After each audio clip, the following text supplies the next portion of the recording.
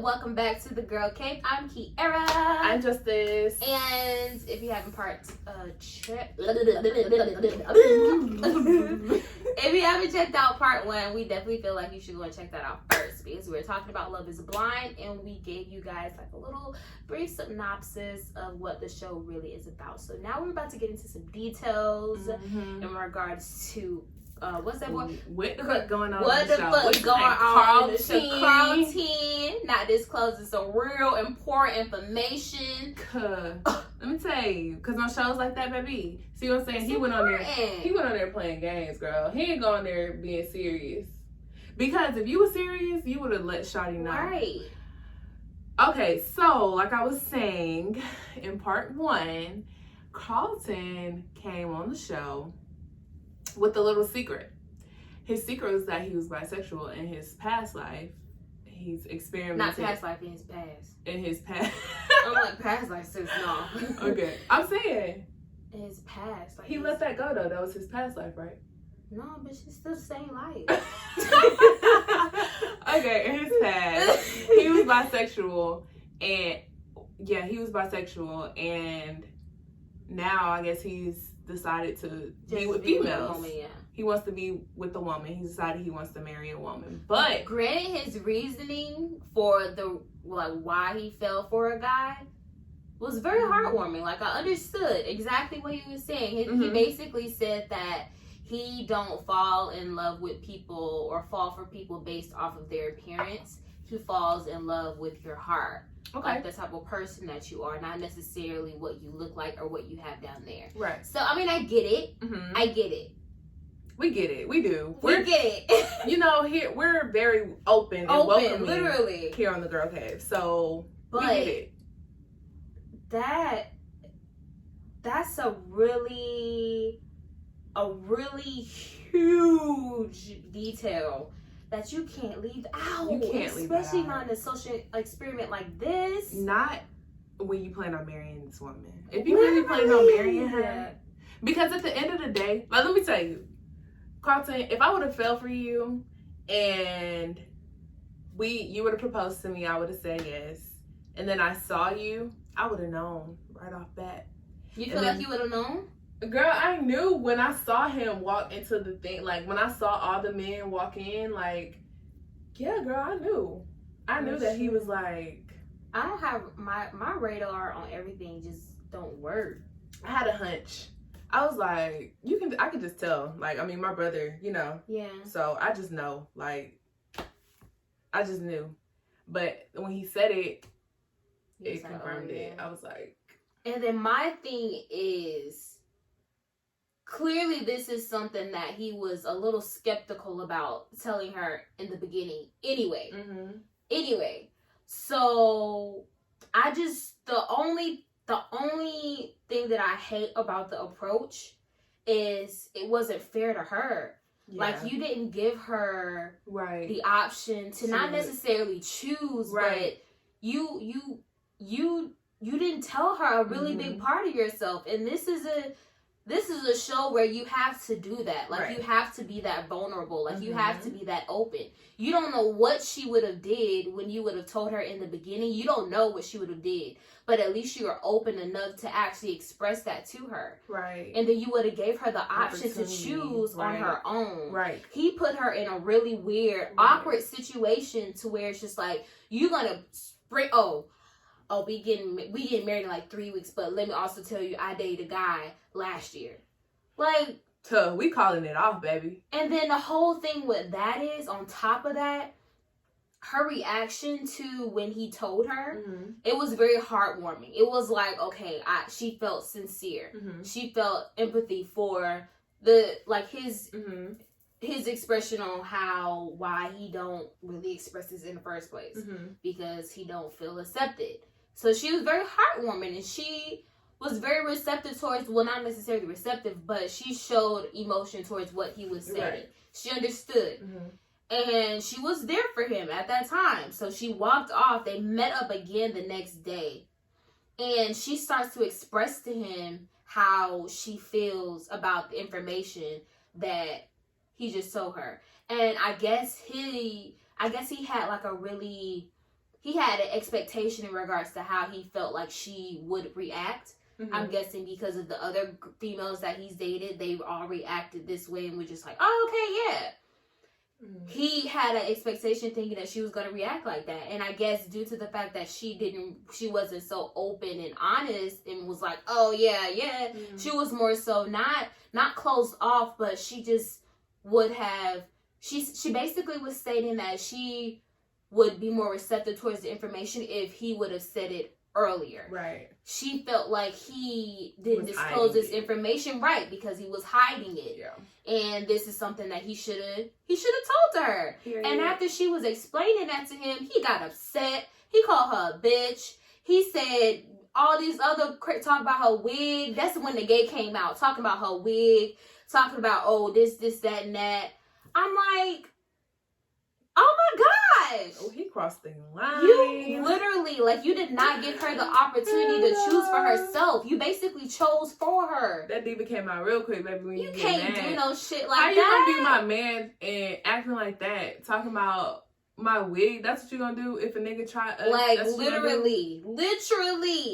Just yesterday, you was in love, about to marry her, ready to walk down the aisle.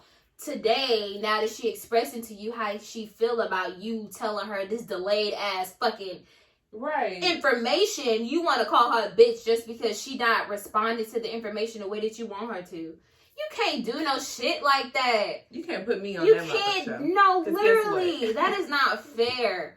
That is not fair. If a nigga would have talked about my wig, baby, we would have been joning. He was like, "Ain't need to get you in the wig because it's sliding back." I'm like, what? But I'm not gonna lie. Her wig. It was sliding. But I'm like, damn, what the fuck that got to do with you being gay? Right. What that got to do with being bisexual? But listen, if you got a nigga, I mean, shit, and if he gonna be looking at her fucking wig all the time, looking at critiquing her on point, that don't have nothing to do with him being bisexual. But I'm saying he don't need to be with a woman, no way. He need to be with a man, or he need to be with he need to be with a man, so he won't even have to look at a bitch wig flying back. Like, that's he crossed the line. I'm not gonna lie, he definitely crossed the line. His reaction was not. It was not. It just didn't do it. It wasn't masculine because he was playing the victim.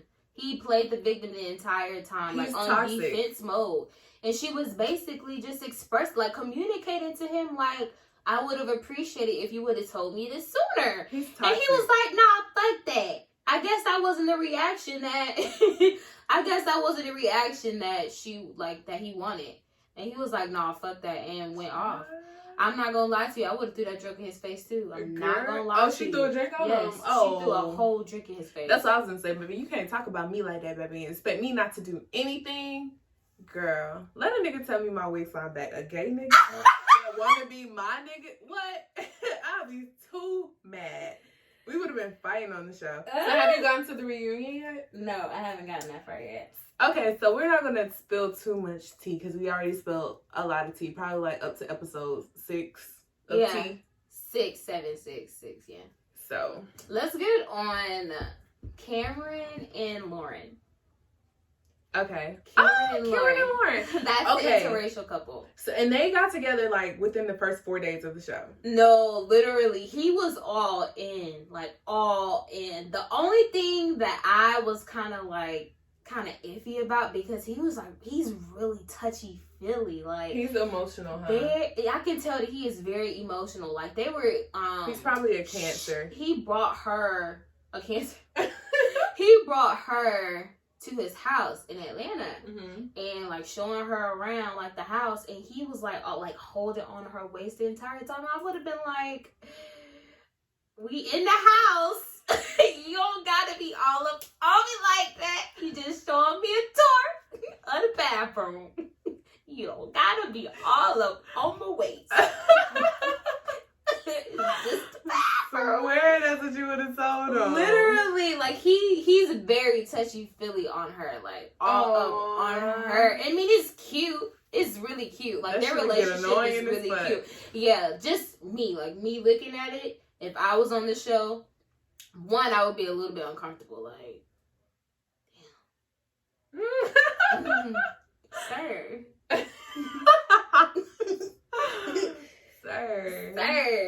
Sir. You only know me 5 minutes. Sir. But no, for real. So with their relationship, she had reservations on like them dating, because she said that she's basically all about Black power and Black relationships and speak very highly of Black people. Because this was her first interracial relationship. But this wasn't his first interracial relationship. And she just feels she's one of those powerful Black enthusiast woman, like all about Black power. That's crazy. And being with a Caucasian man, she felt like that would bring a lot of red flags from like her friends, her peers, her family members, because of that really strong Black dynamic, that dynamic mental thought that she has on Black people in general. So like her bringing him in, I remember she was like, she doesn't know how they will feel, but she's open to it because she fell for him, which I loved, because that just showed like that. I felt like checked off a fact when they were really creating the show, like getting people to step outside of their comfort zone and just doing things that they don't what they would never done. Like not even like thinking about not even thinking about like societal's input or just anything, like how people outside of their relationship would feel. That's true. I mean, but granted, if they would have met like at a bar or something and then decided to start talking to each other, they probably still would have like had the same connection type.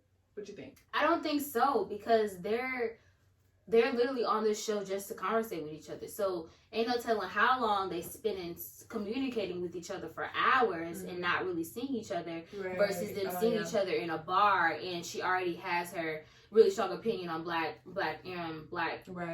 couples, and she would have just been like, oh, okay. I mean, she would have probably communicated with him, conversated with him, but not for 5 hours. It would have. I don't think it would have went that far. Yeah. But her thing was bringing him. That's the episode that I got that I stopped on. Her bringing him to her father, and her father is just like, from what it seems, very protective over her, and I feel like strong Black men, like father figures, they feel like the only people that can protect their daughters like they do are black men. Kings. Right, Black kings. So I feel like with him, he's just like, what if it turns out you guys are out and someone is being disrespectful or someone is throwing out slurs to y'all's relationship? Are you capable of protecting her? Are you capable of standing up for you all's dynamic? Do you think Cameron is? I don't know. I honestly, he's a very mellow, to himself type person. I don't get the vibe that he's gonna be like trying to go off on a guy because they throwing out slurs. I feel like his reaction would be more so like, come on, baby, just don't worry about it. We probably won't ever see them again. Don't like it's nothing. Let's just go this way. You know, I don't get would ignore it. Beat a nigga ass vibes from Cameron. No, yeah, facts. I don't get like a step in, like, bro, don't chill out. I don't get that vibe from him. I mean, but we could be wrong because we are just outsiders looking in. We are, but hey. We could be wrong. I don't think we're wrong. But that's just me. But, I mean, I've always said I wanted to date I wouldn't be opposed to, like, conversing with the white guy. Yeah. So, I mean, if I was on the show and I saw that the guy that I ended up pursuing things with was white, I wouldn't just shut it off. So I think she was right for pursuing the relationship. Yeah. Do you think that if, like, you did pursue a white guy, you were to bring him home to your father, do you think that your father would be more so reserved to the relationship, like, not really for it? Yeah. So my parents my dads more specifically have already made it known that, like, don't bring a white guy home. But I feel that if I ended up falling for a white guy, that my dad would not be opposed to the idea of me being happy. I feel that my sister may be more prone to bringing a white guy home. I feel like she will bring a white guy home. So, I mean, we may have a white, either for me or my sister, we may have a little white mixture in the family. And I don't think my family would be, like, opposed to it. No. What about you? I don't think race isn't really a problem. Granted, we don't have any white people in our family.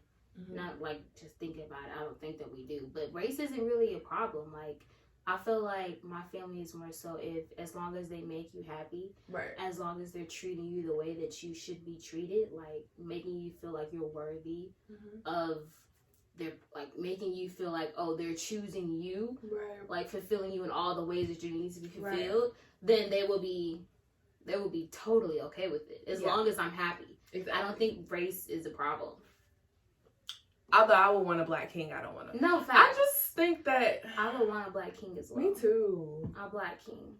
Even though I'm not opposed, I'm definitely not opposed. But white king just sounds so like white king. Any race can be a king. Any race can be a king. They're all kings. But I would love to have a black king. Just because it's just that dynamic that they have. They're very strong will blah, blah, blah. That dynamic that they have, they're very strong, and if he's a good black king, he knows exactly what he wants and he's gonna fight for her. He's driven. He's very driven. And they know how to decipher between business and personal when it comes to making time for me, or when it comes to having to do like your own shit business wise. They are very driven. Exactly. We love our black kings. They're very protective. We love our black kings. A black king that love a black queen. Ooh. Very protective. Yeah. And that is like one characteristic that I definitely want to have in a man. That's so true. We hope that you guys catch up on Love is Blind. We gave you guys a little bit of the tea, but not too much. We want you guys to go check it out for yourself. Yes, for sure. And then definitely comment below, comment on our post, and let us know. If you feel like Love is Blind, is this something that you would be interested in doing? How would you feel? Can you love somebody in 4 days? Could you fall in love with somebody? Could you fall in love with somebody in 4 days?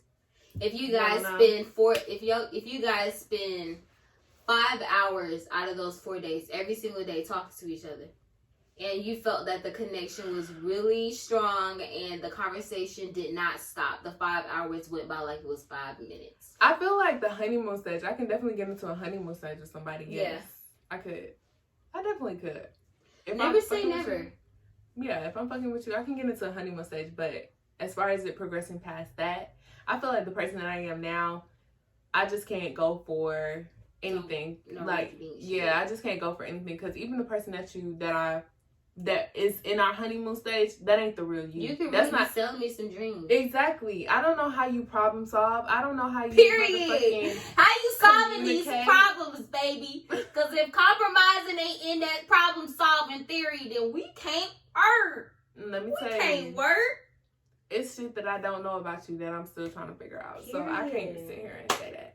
But like we said, we hope you guys caught part 1. Thank you guys for tuning in to part 2. And we will catch you next week on whatever we talk about. Period. Go Cave. Out.